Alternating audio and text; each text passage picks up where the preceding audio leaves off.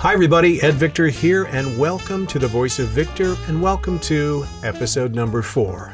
And episode number 4 is all about talent agents. So today we're going to be talking with one of my talent agents, Jordan Leigh from the Donna Baldwin Agency out there in Denver, Colorado. So when we think about talent agents, the first thing that comes to mind is the power broker. The guy or gal that's the stopgap between whether or not we're going to work or not work. These are the folks that are handing us our auditions and kind of shepherding our project through, hopefully to book. Now, the cool thing about Jordan is Jordan's not only a talent agent, he's also an accomplished actor. Been in a lot of stuff. And that makes Jordan unique in this business because most of the talent agents out there, well, at least the ones I've had over the last 40 years, have been more or less pushing paper, desk jockeys, call them what you will. But Jordan's actually on the front lines as far as a actor goes, so he's very sympathetic to what we do every day, which makes him a really well-rounded agent. So without further ado, let's talk with Jordan Leigh. Jordan Leigh. Hello, Jordan. It's good to see you again. We haven't seen each other since the Denver Broncos game. Yeah, that's right. Where the Detroit Lions... I think the Broncos...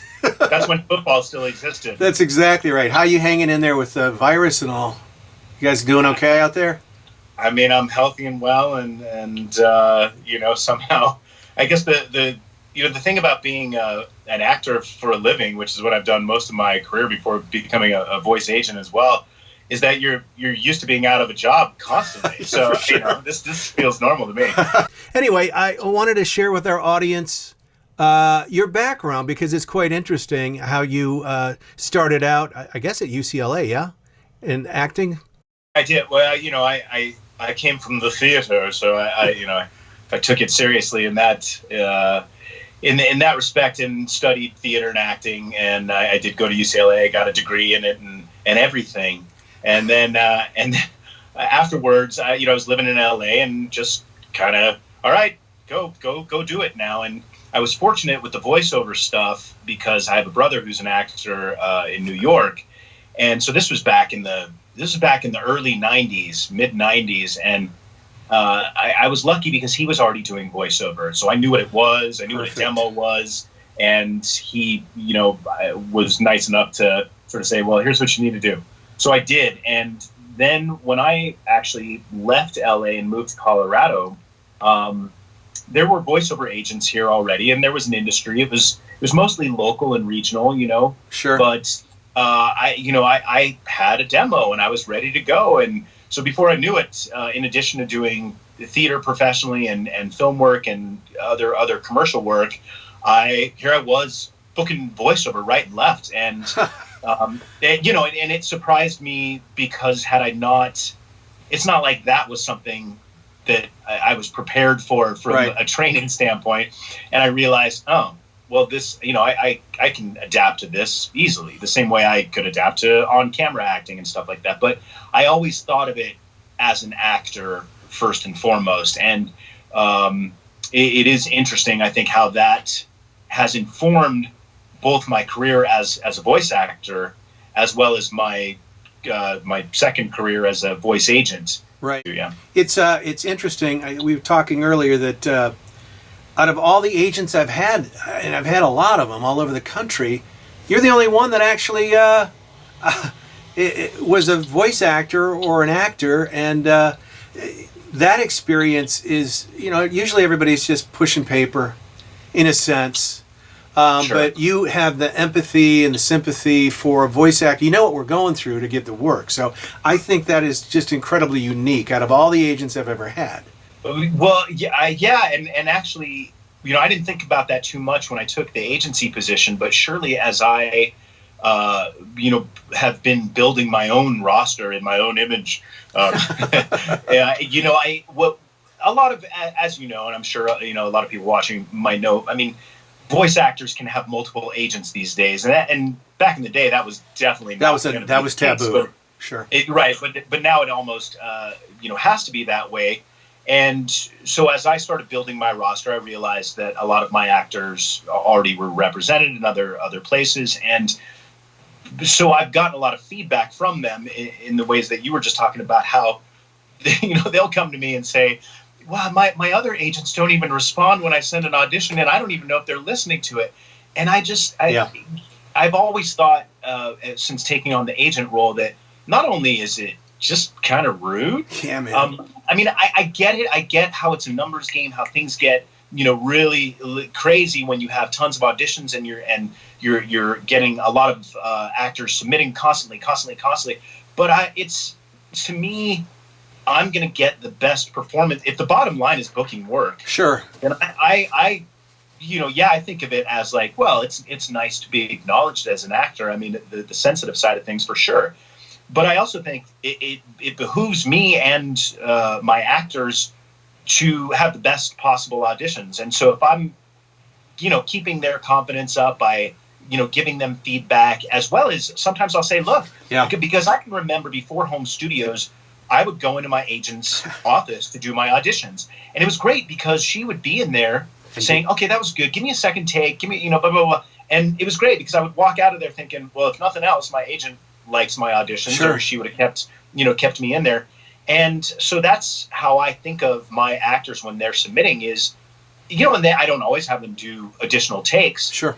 Because I have a lot of really good people and I think that their takes are spot on. But sometimes I will. I'll say, look, the way I hear this as an actor myself or as a voiceover coach is, this is what I think they're going for, based on the specs, based on the direction. And so I'll have them give me, alt takes and stuff like that. But I think at minimum, even if I'm not having them give me additional takes, I am always listening.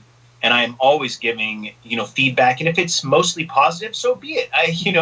That's going to keep their spirits up. Absolutely. So that they're going to be, and that, to me, energetically, that translates. You've touched on a lot of the things I wanted to talk about your opinion of what it actually is to be a talent agent. In your opinion. And you said a lot that I was looking for earlier. Is there anything else you want to talk about what you think a talent agent is all about? Well, I mean, from a voiceover agent standpoint, as an actor, I have agents myself. So I have an on-camera agent and theater agent. I have agents myself, and so I surely have opinions about, again, what I was just talking about. What helps me be the best actor I can be. Sure. So having an agent that you feel like is on your side, that you're in it together, it's a team effort. That makes me a better actor. So I absolutely approach the actors on my voice roster that way. But I also think that there are things that try my patience for sure as a voice agent, because professionalism to me is first and foremost. And I say that to all, anytime I receive a new submission for an actor wants to be represented, anytime I sign someone, I have really high professional standards for myself, which is why I think I've been able to make my living doing this stuff for a long time. It certainly was instilled in me. And so I expect that from my roster. And if actors can't sort of meet those standards, they do start to fall through the cracks. And, on a craft level, those standards are about, being the best you can be as a voice actor, as a voice artist. They call us, voice talent, voice actors, voice artists. And yet the bulk of people that I think are doing voice work or attempting to do voice work don't come from an acting background necessarily. So they don't have all that, blood, sweat, and tears stage kind of stuff. And, you want fame, this is where you get it, kind of thing. But the fact remains that the discipline of the craft, the professionalism of any craft, if you're not prepared to meet those standards, then you're probably not going to work. Right. I mean, at least not work enough to make a living. Doing it. So exactly. So I absolutely expect that from my roster. All right, let's move. Let's move forward here. Briefly, I think we touched on this. The internet, how has it changed things in the business from your perspective? I mean, as far as competition, there's so many websites out there, the Voice123 and Voice.com and this and that and the other thing. What's your opinion? My opinion is that those voice websites alone, in particular voices.com, changed the industry forever. Yeah. And on one hand, I wish I'd thought of it. Yeah, because the owners of those websites are making bank. Yeah. As a voice actor, when those websites first came around, it was my agent who said, "Hey, there's these new websites, and it would give you a lot more opportunity." And I thought, this is a boon. This is great, and it was, or seemed to be, a lot more opportunity. Yeah, way back when, huh?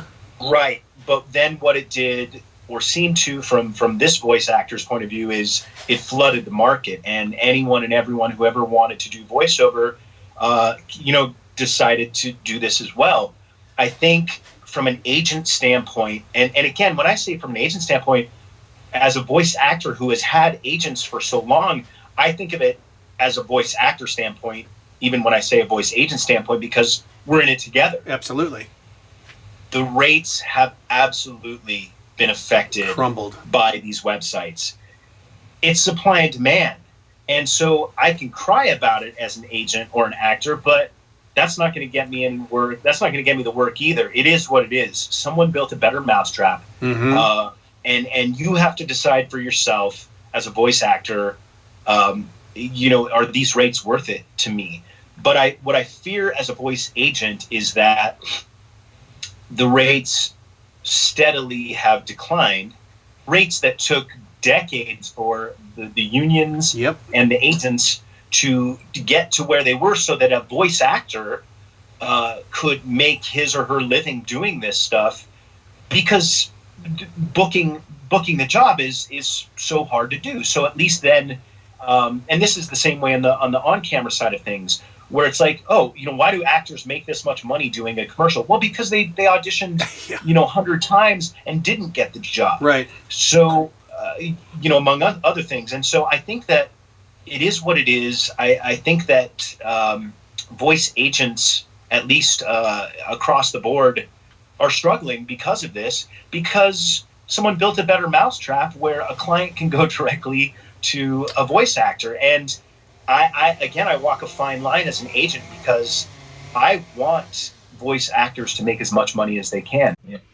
All right, let's see here. Okay, put on the talent agent hat. About how many submissions are you getting from people who want you to represent them a week?